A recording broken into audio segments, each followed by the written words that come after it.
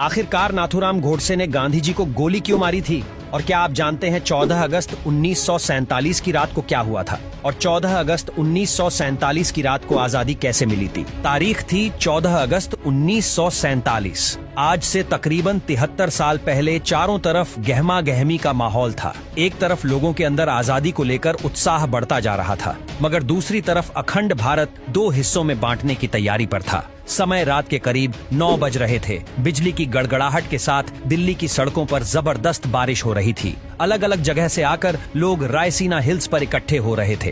कुछ ही देर में लाखों की तादाद में लोग इकट्ठे हो चुके थे। रात के करीब 10 बजे जवाहरलाल नेहरू, सरदार वल्लभ भाई पटेल और राजेंद्र प्रसाद और माउंटबेटन वायसराय हाउस पहुंचे। अब कुछ ही समय बचा था। भारत को आजाद होने में कुछ लोगों के चेहरे पर मायूसी थी तो कुछ लोगों में उत्साह। और यहाँ पर जवाहरलाल नेहरू अपनी स्पीच शुरू करते हैं। उनके भाषण की शुरुआत इन 2 लाइनों से शुरू होती है। At the stroke of midnight hours when world sleeps, India will be awake to life and freedom. कुछ ही देर बाद वह घड़ी आ ही गई जब भारत ने आजादी की सांस ली। रात 12 बजे शंखनाद से हमारे देश की आजादी का आरंभ हुआ था, जिसमें ग्राउंड पर खड़े लोग महात्मा गांधी के नाम के नारे लगाए जा रहे थे और जो लोग अपने घरों में यह भाषण और सब कुछ रेडियो पर सुन रहे थे, उनकी भी खुशी का कोई ठिकाना नहीं था, क्योंकि उस समय भारत एक आजाद परिंदा हो गया था, जिसका हमने करीब 200 सालों से इंतजार किया था। 14 अगस्त सन 1947 में रात भर बारिश के बाद सुबह आसमान बिल्कुल साफ था, जब सुबह 8:30 पर पंडित नेहरू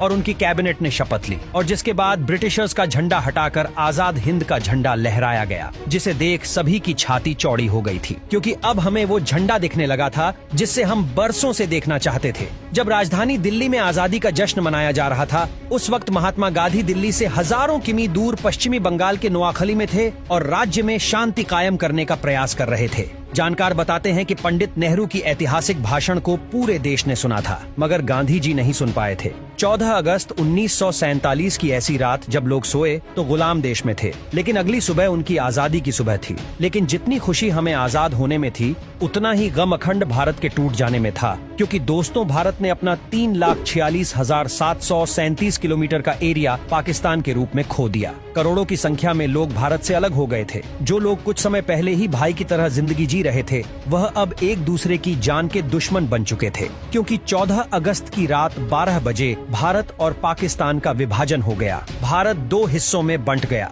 जिसमें एक हिस्सा पाकिस्तान और दूसरा हिस्सा हिंदुस्तान के नाम हो गया था, जिसकी वजह से कई सारे दंगे हुए। जो लोग खुद को पाकिस्तान में सुरक्षित महसूस समझते थे, वे वहां चले गए, और जो लोग भारत में सुरक्षित महसूस कर रहे थे, वे यहाँ पर आ गए। कहा जाता है कि करोड़ों लोग पलायन